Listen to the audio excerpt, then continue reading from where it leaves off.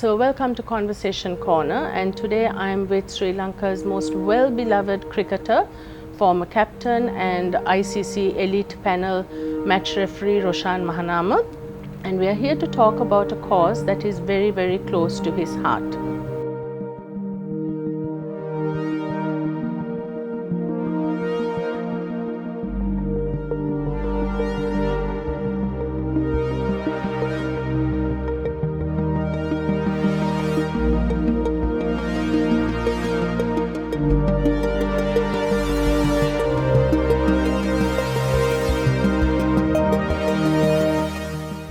So Roshan, my first question to you is, what inspired you to engage in charity work, particularly a cause relating to cancer? Tina, let me go back to my childhood. I think I was fortunate. A lot of us are exposed to that environment, that culture. But my parents encouraged me to spare a thought to the less privileged people, and mainly my father. He was involved with different organizations. Sri Lanka JCs is one such organization. He was actively involved with them. I think one of the areas that they focused, apart from I think molding an individual, a youngster, is to engage in social service activity. Growing up in that environment, and also after tsunami, this was when I had finished playing cricket. My father was one of them. If there was a issue, he'll always come forward to see how we can contribute and make an impact to the society. So after tsunami, everyone decided to go down south. He decided to form a trust, got a group of eminent personalities, and we started off in Kalavanchukude. We decided to go to the east because that was also one of the areas that was affected during tsunami, and then we did so many other projects with the funds that we raised from friends and family.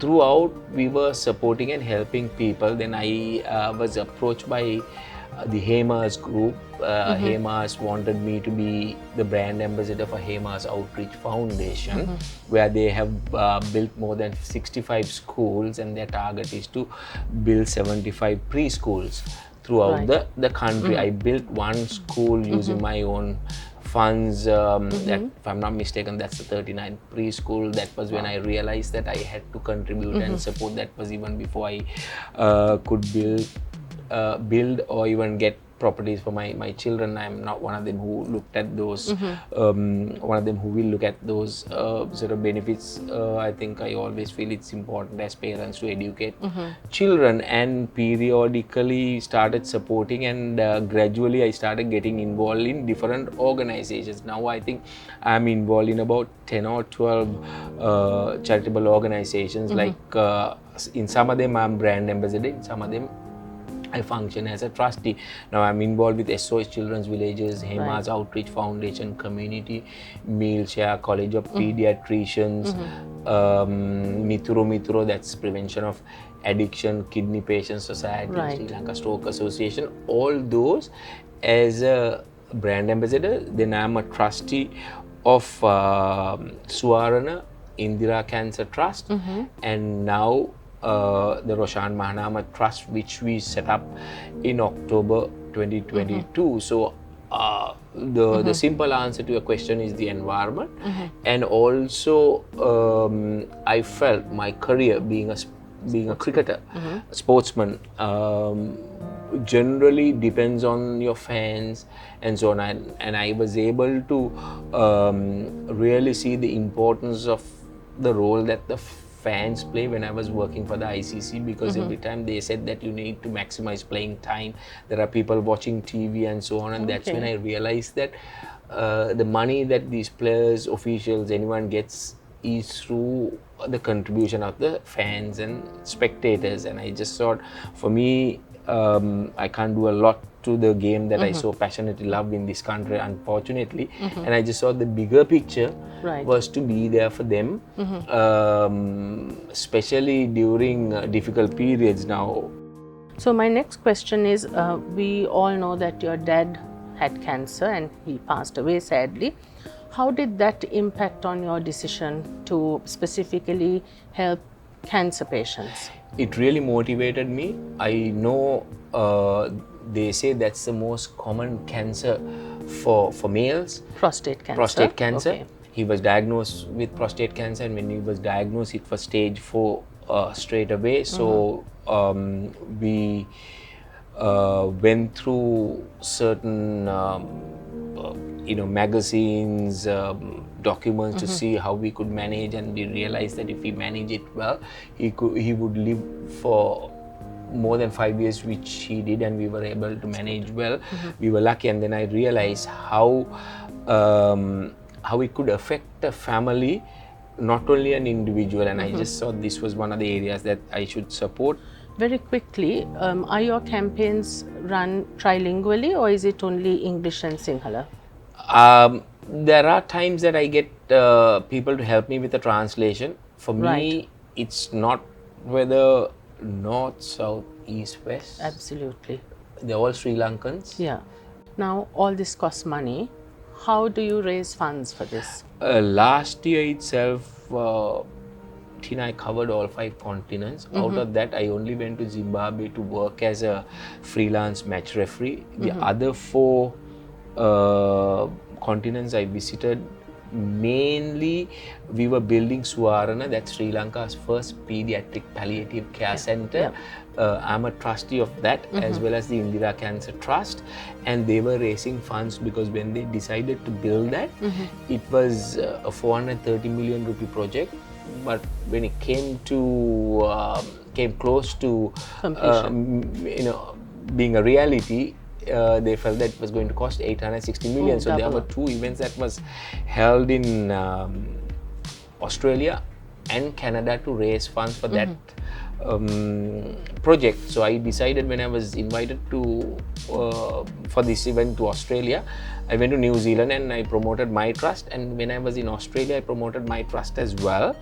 Then I was in Canada, we raised those funds, the required funds for Suwarana.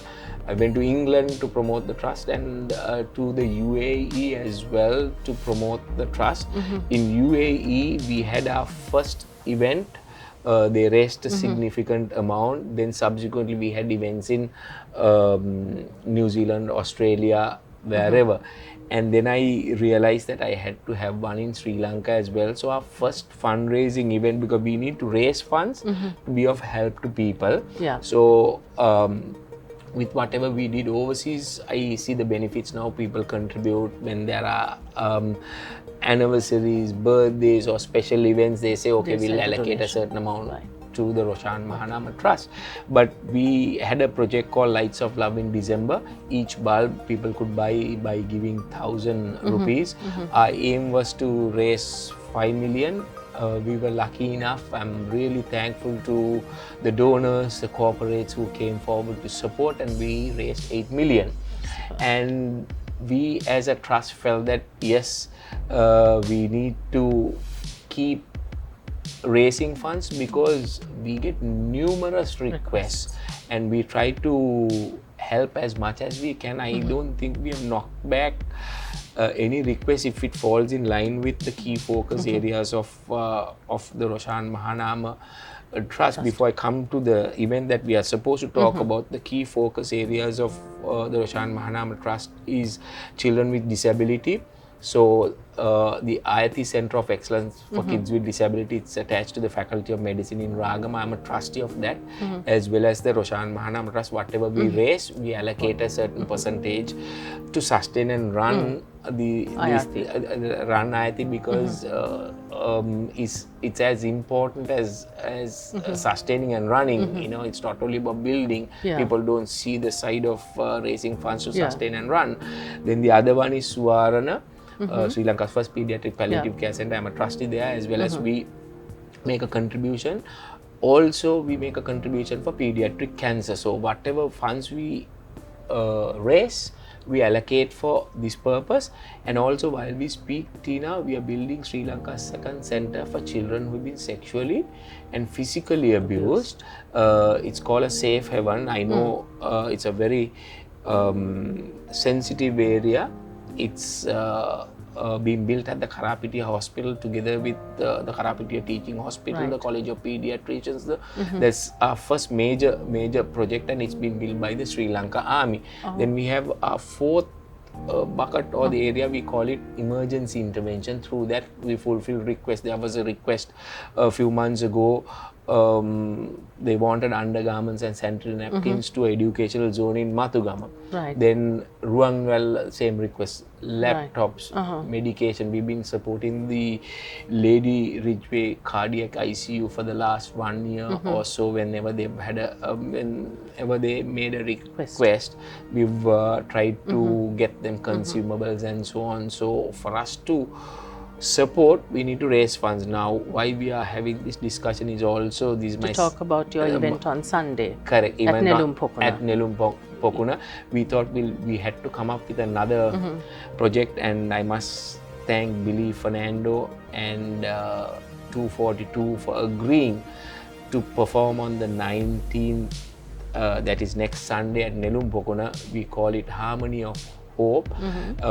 Every single cent we raise from that will be utilized for these courses which I mentioned, and it'll be really worthwhile, and I want people to come and support and join hands with me. Now I also understand there is an unusual element to this, that it can be live streamed, but that too people can pay to watch. Is it a pay per watch event? Yes, what we have done is not to focus on sort of giving it out much to people in Sri Lanka. We would want them to come and be part of it. We want them to come and enjoy the event, and also this is for the diaspora to be mainly involved. The diaspora, but people who would or who are planning to come for the event, they will know. I'm sure they'll enjoy. Billy Fernando is one of the most, and 242 is one of the most popular bands in the country right now. They'll be entertained well, and also we have something where they can get to know about some of the work that we do. But the online link is mainly for people living overseas. I request them. That again can be purchased through mytickets.lk. It's only 10,000 rupees. When I say only, because entire family can sit together and watch and support a worthy cause. So that too is available on mytickets.lk. Now, having spoken to you, I understand you've taken on a Herculean task in helping underprivileged people in Sri Lanka, especially people who have cancer, marginalized people, etc. Now, we can't rely on well-meaning people like you to take on this. What can we as citizens of Sri Lanka do more to support you and other causes like this? Tina, first, I must tell you that key focus area of the Roshan Mahanama Trust are the children. So our focus, like I said, pediatric cancer, children who've been abused, or children with disabilities. So that's the key focus area, because I think in any country, the future depends on these children.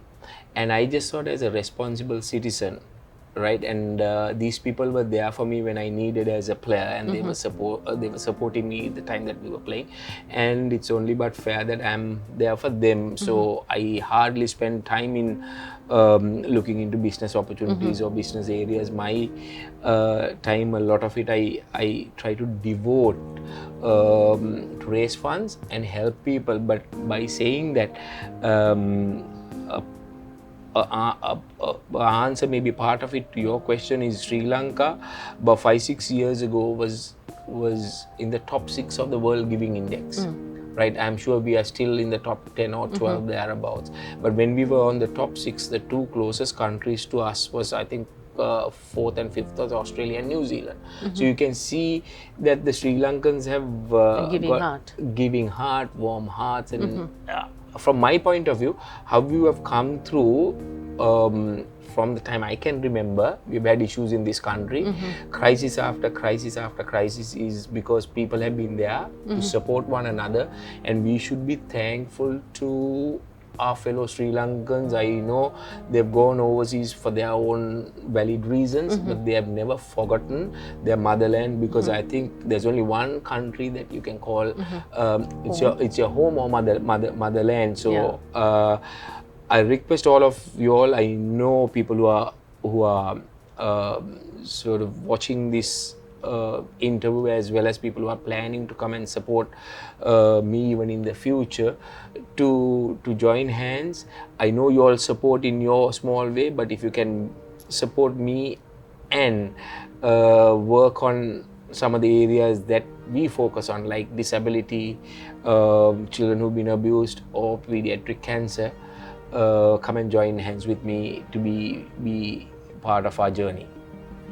Thank you, Roshan, for that very informative chat. And I think on behalf of our viewers, I should thank you for the work you have been doing, most of it very silently, because I have not been privy to most of the information you've said. I'm hearing it for the first time. So thank you very much on behalf of our viewers as well. Thank you, Tina, and to your organization as well for readily agreeing at a very short notice to do the interview to create a bit of awareness. And I must mention, even though it's the final stages of the interview, people might think that I have set up my trust using my name, because what happened was, with the crisis that we had, people felt more comfortable working with me. And if you look at some of these personalities, global personalities, they use that, and I felt that that's the best way that I can go forward. Yeah. So that's the reason. Well, it makes sense, because during the height of your career, you were like a global icon in the cricket field. So obviously your name will resonate with a lot of people and help attract more support. I'm using that to convert, where maybe a lot of people would look at using it for a business opportunity. But for me, I think what I want to do is to try and raise funds and raise awareness and be there for these people. So thank you once again to you, as well as your organization. Our pleasure. And may all of you be blessed. And I wish all of you all continued success. Thank you. So there you've heard former Sri Lanka cricket captain Roshan Mahanama speak very passionately about the Roshan Mahanama trust that he has started to help underprivileged children and people with cancer. So the global statistics say that 1 in 3 of us will be struck down by cancer, and that's a very scary statistic. So people like Roshan, who have dedicated their lives to helping people with cancer and other issues, they should be supported. So make sure you log on to the website and buy a ticket, and either go in person to Nelumpokuna and support this initiative. And our viewers in the diaspora, I encourage you to subscribe and watch the concert online. Thank you.